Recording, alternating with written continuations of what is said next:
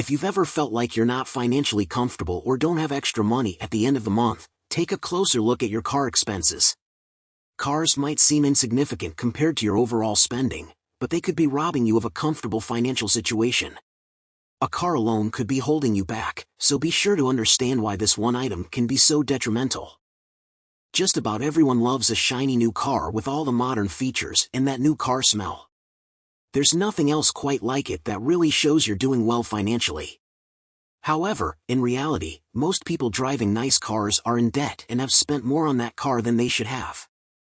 According to Bankrate, the average new car payment is $716 per month, and the average used car payment is $526 per month.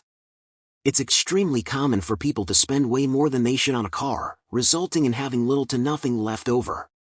That car payment is so large that it's painful to make that payment every month, and every other expense is dwarfed in comparison. There's nothing left over to save for a rainy day, enjoy a meal out, or invest in a home, all of which could be done if there were no large car payment. If you have $1,000 in your budget that could be spent on a car, that doesn't mean you should spend all of that money. It would be a better choice to set aside a few $100s per month for a car and keep the rest of it for something that doesn't sit parked in your driveway for the majority of every single day. Think about it, if you drive your car for 1 hour every day, that means it's parked 96% of the time. That's a pricey lawn ornament. Financing a car instead of paying cash might seem like a good idea because you can't afford to buy it outright, but there's a pretty significant cost to this. Your credit, income, and other factors will ultimately determine your interest rate for a car loan, and this has a huge impact on the overall cost of car ownership. According to NerdWallet, the average interest rate on a new car is about 6%, and the average interest rate on a used car loan is about 10%. Let's say you borrow $35,000 on a used car for 60 months with an interest rate of 10%. By the time the loan is paid in full, you will spend about $9,600 in interest alone. Even if you have good credit, you're still throwing thousands of dollars away to the bank, and this behavior often has no end in sight.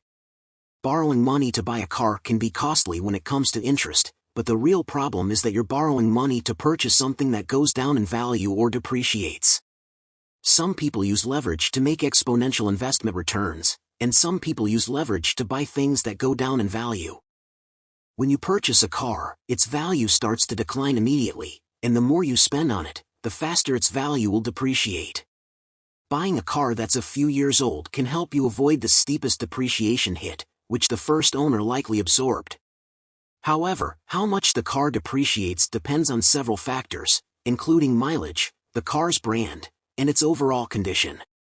According to Kelley Blue Book, a new car can lose about half of its value in just 3 years, but this can vary widely depending on the make and model. For example, an average new car priced at $50,000 would be worth only $25,000 after 3 years, which means it depreciates by almost $700 per month. Even if the car retains 60% of its value after 3 years, you would still have lost $20,000, or $555 per month to depreciation.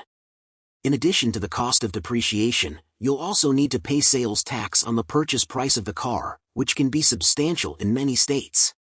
For instance, a 5% sales tax on a $50,000 car would add another $2,500 to the cost. Insurance rates are another expense to consider, as newer cars often come with higher premiums despite their added safety features. Ultimately, the cost of the car and its depreciation rate will significantly affect the overall expense of owning a car. If your car is damaged, your insurance company will have to repair or replace it, but the more expensive the car, the more it will cost to replace. Unless you're relying on free transportation, you'll always have a car payment in some form. The recent rise in used car prices shouldn't be considered the norm, and unless you're buying collector's cars as an investment, there are always expenses associated with car ownership. Even a car that's owned outright still has costs associated with it, as it's losing value and requires maintenance. Purchasing a used car can be a way to reduce car ownership costs, but be cautious not to buy a complete piece of junk that will end up costing you more in the long run. Instead, aim for a car that's already lost a significant amount of value to depreciation but still has several years of life left before it starts costing you more in maintenance than it's worth. By avoiding the interest, depreciation, high insurance, and taxes on a brand new car, you could save over $1,000 per month. However, keep in mind that a used car may have higher maintenance costs. The older components of a used car will require maintenance, but the savings in terms of reduced depreciation, insurance, and taxes can still amount to $400 per month. By opting for a reliable used car instead of an expensive new one, you can easily save $600 per month.